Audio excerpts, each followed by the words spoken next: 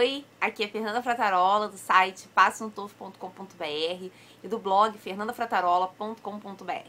Nesse vídeo de hoje eu vou falar sobre um e-mail que eu recebi falando que pessoas falam, né, que a prova é muito difícil, que a prova é quase impossível. O que torna a prova tão difícil, né? Qual é o detalhe da prova e se existem simulados. A primeira coisa é que assim, a gente escuta muito, né, seja do lado profissional, né, como professora, ou seja entre colegas, entre amigos e no meio universitário, que a prova do TOEFL ela é uma prova muito difícil, quase impossível. Como eu costumo dizer, isso na verdade é um mito, né?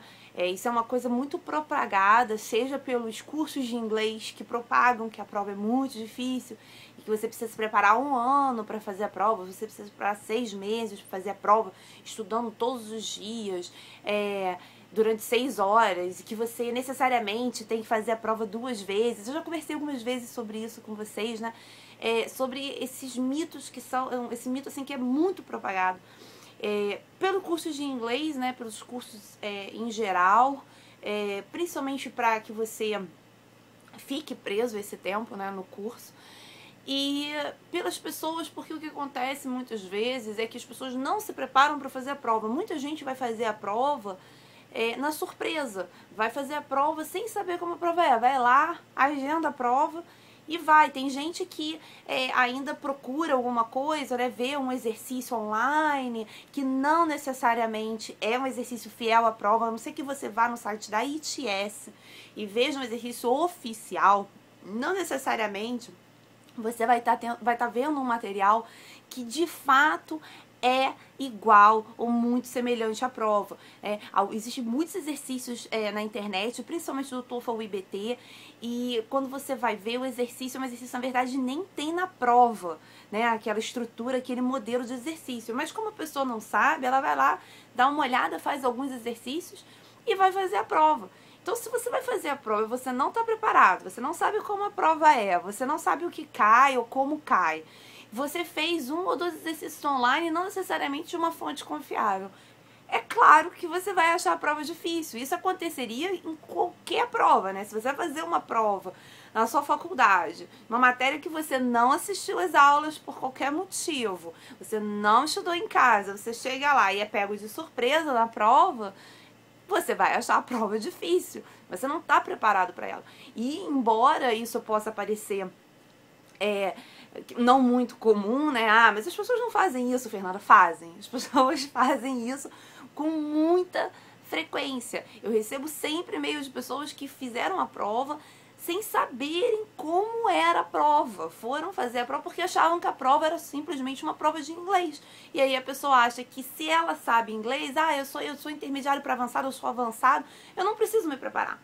É uma prova de inglês. E aí a pessoa vai lá e não consegue e acha a prova muito difícil. Então isso é uma coisa que torna a prova do TOEFL uma prova muito difícil, a falta de conhecimento sobre a prova, tá?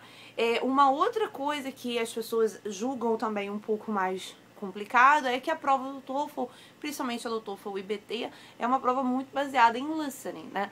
Então você tem a primeira sessão que é do reading, que é a única sessão que não tem nenhum áudio. Depois você tem a sessão do listening, né? Que, como já diz, é uma sessão inteira baseada em áudio. Na sessão do speaking, das 6 questões, 4 são baseadas em áudio. E na sessão do writing, das 2 redações, 1 é baseada em áudio. Então você tem uma carga de cobrança em cima de conteúdo de áudio grande. Então é importante que você trabalhe essa habilidade, que você escute áudios em inglês todos os dias. Então essa falta de contato com a língua, né, com essa parte auditiva, faz com que a prova também fique um pouco mais puxada, principalmente se você não se prepara e se você não sabe o que é cobrado de cada listening. Porque cada áudio tem um propósito diferente, tem uma cobrança diferente em cima daquele áudio. Os áudios não são todos iguais, eles têm estruturas diferentes e os exercícios são diferentes também. Então é importante que você saiba o que vai ser cobrado ali. Mais uma vez, o que dificulta a prova é a falta de conhecimento dela, né? Quanto mais sobre ela, né? Quanto mais você conhece a prova, quanto mais você se prepara, mais você pratica, coloca estratégias em prática e mais familiarizado você estiver com a prova, mais fácil fica a prova. Se tem simulado sim. No site da ITS você encontra simulados. Tem o Quick Prep, né, que embora seja em PDF, ele não é um simulado que, digamos assim, que simule a situação da prova, né? Você não vai ter um programa abrindo no seu computador com o tempo cronometrado para você fazer, né? O Quick Prep, ele é em PDF, então assim, ele simula assim em termos de questões. As questões são todas oficiais, os exercícios são oficiais, tem gabarito. Então assim, eu recomendo olhar, dar uma olhada no Quick Prep do site da ITS, que vale a pena para você ter uma ideia de como é a prova, né? O que cai, quais são os tipos de exercício. Também no site da ITS você tem sample questions, tá? Então você tem TOEFL IBT sample questions.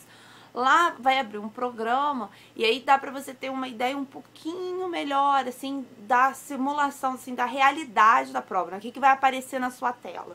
E o sample questions é muito legal porque você tem reading, listening, na parte de speaking você tem disponibilizado o áudio de uma pessoa que fez a prova, tá? Respondendo uma determinada pergunta, e aí você tem a nota que aquela pessoa tirou naquele áudio.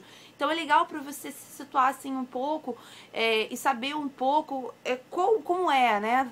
Para você ver que você não precisa ter necessariamente uma resposta perfeita em termos de pronúncia, perfeita em termos de gramática, para você conseguir a pontuação. É necessário que você saiba quais são os requisitos que você tem que atender, né? Quais são os critérios de avaliação. Mas é legal para você dar uma olhada. E a mesma coisa acontece na parte do writing.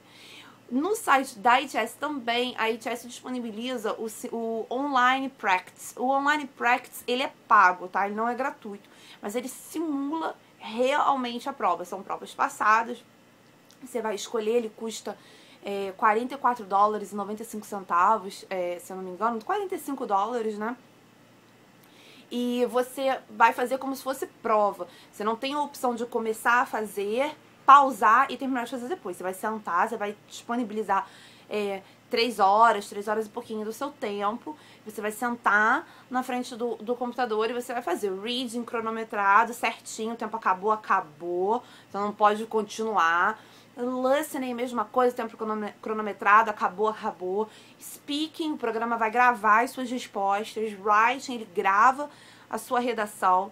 Depois que você termina, você tem o feedback da ITS, dizendo quanto você tirou, né, no simulado em geral, né, na sua nota total, quanto você tirou em cada sessão.